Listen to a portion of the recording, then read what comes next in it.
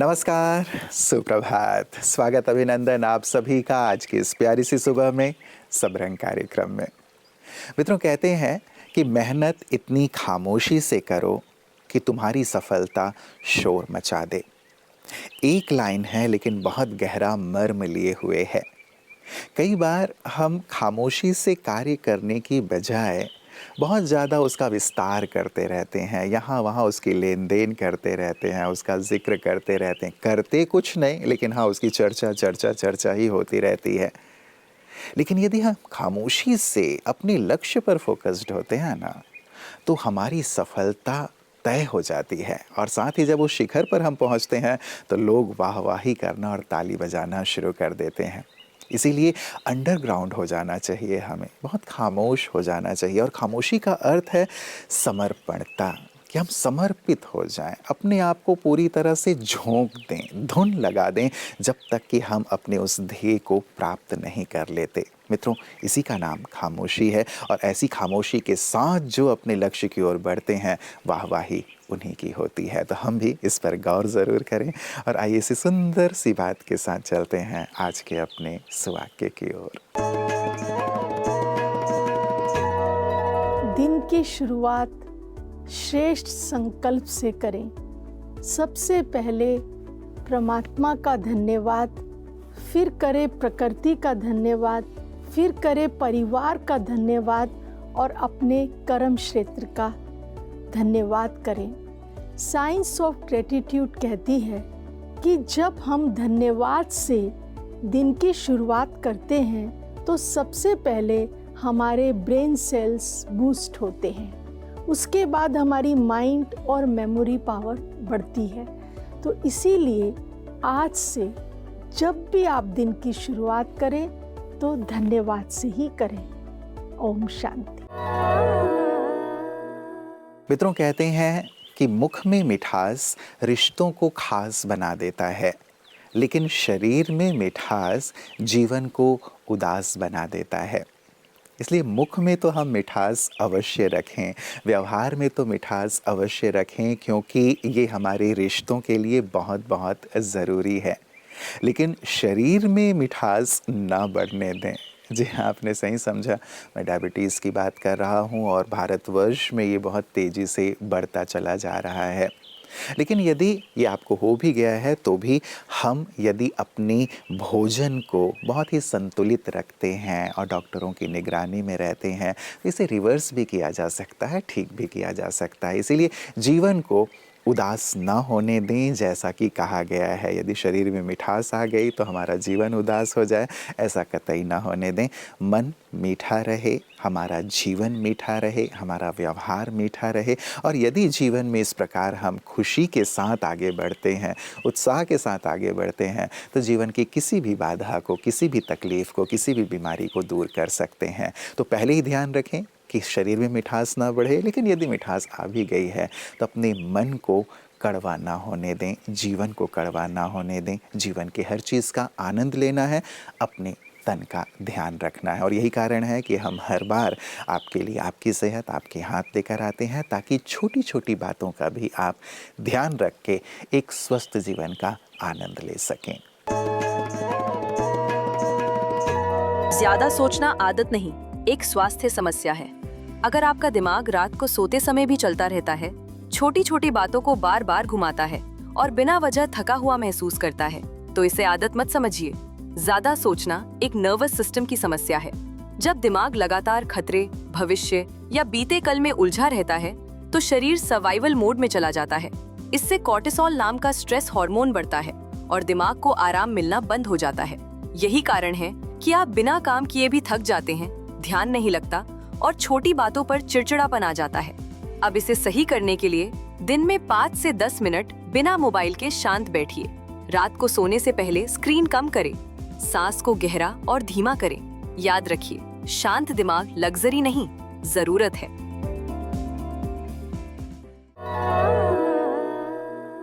मित्रों कहते हैं कि प्रेम एक ऐसा अनुभव है जो कभी भी मनुष्य को हारने नहीं देता, और घृणा एक ऐसा अनुभव है जो मनुष्य को कभी भी जीतने नहीं देता। वास्तव में प्रेम के ही सभी भूखे हैं, ये भी कहा जाता है, चाहे वो मनुष्य हो या भगवान। और प्रेम में इतनी शक्ति है जिसके द्वारा सारे संसार को जीता जा सकता है, सबके हृदय का सम्राट बना जा सकता है। और वास्तव में ये प्रेम ही तो है ना, इस प्रेम की मिठास को अपने जीवन में घोलने की आवश्यकता है, जिसके लिए कहा गया है 2.5 अक्षर प्रेम के पढ़े सो पंडित होए। वास्तव में आध्यात्म हमारे जीवन को ऐसे प्रेम से परिपूर्ण कर देता है, क्योंकि आध्यात्म हमें परमात्मा से जोड़ देता है जो प्रेम के सागर हैं, और हमारे जीवन में भी वही प्रेम उतरता चलता है। मैं बहुत छोटे विलेज से हूँ, छोटे से गांव से हूँ, अमरावती महाराष्ट्र, विदर्भा से। और बस घर में ज़्यादा लोग नहीं हैं, मम्मी पापा हैं। पापा को तो अभी नहीं रहे हैं, पापा चले गए। और हम 9 भाई बहन हैं कि हम साथ में रहते थे।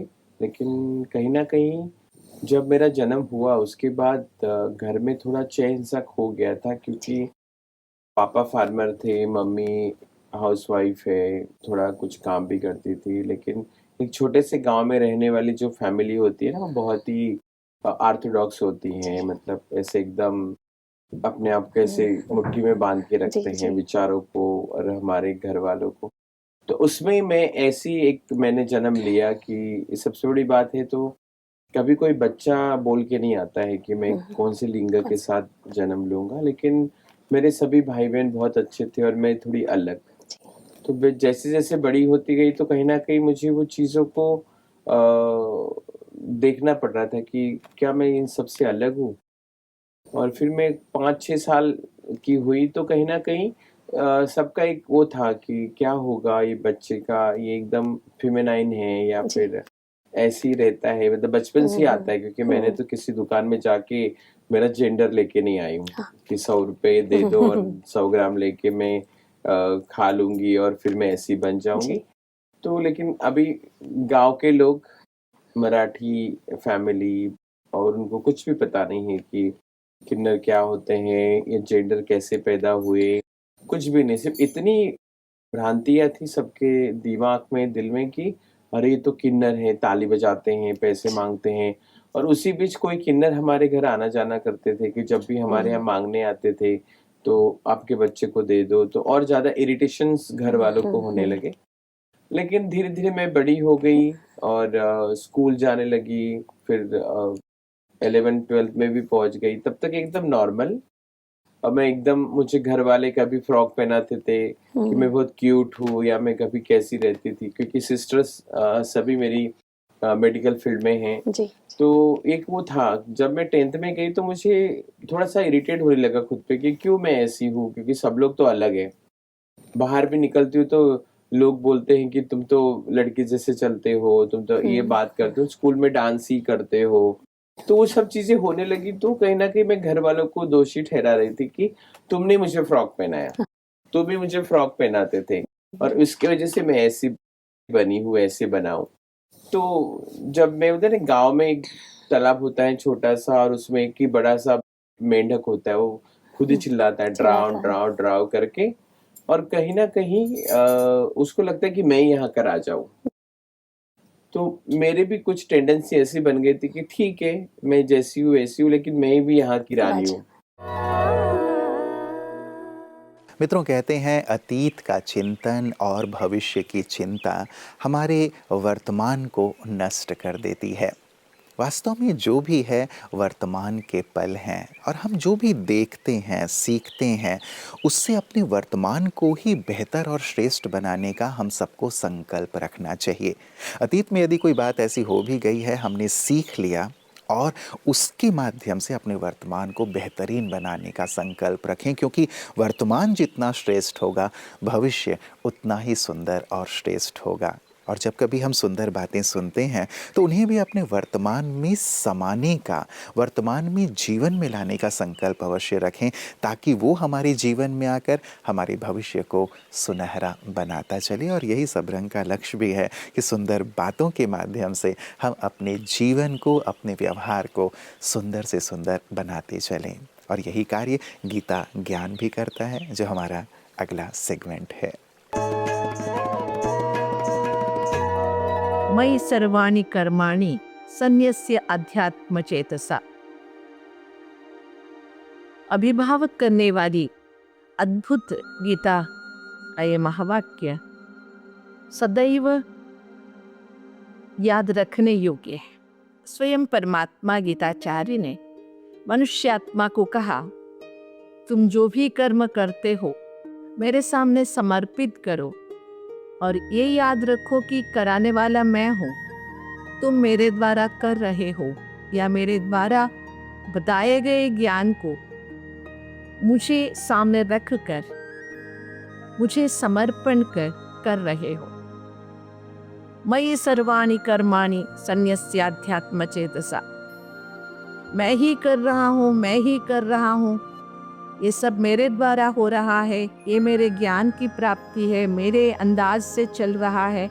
ऐसे स्वार्थ की भावना, अहंकार की भावना, अभिमान की भावना को त्याग कर जो भी कर्म करते हो परमात्मा के सामने समर्पण करने की आदत डालो, तो तुम्हारे जीवन में सदैव बंधन से मुक्त, जीवन मुक्त स्थिति की अनुभूति कर सकते हो।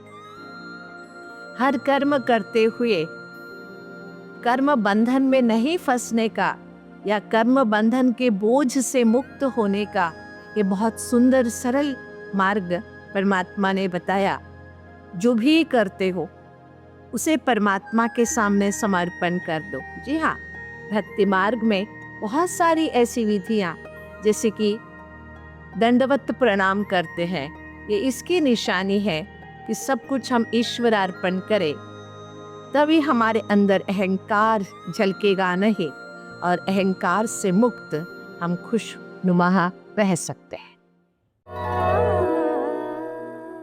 गीता ज्ञान में कितनी गहराई है और जो हमें जीवन जीने की कला सिखाती है ना, जो हम प्रतिदिन सुनते हैं। मुझे एक भक्त की बात याद आ रही थी, चलते चलते वो साझा करूँगा आपके साथ। एक भक्त एक उलझा हुआ धागा लेकर के परेशान बैठा हुआ था।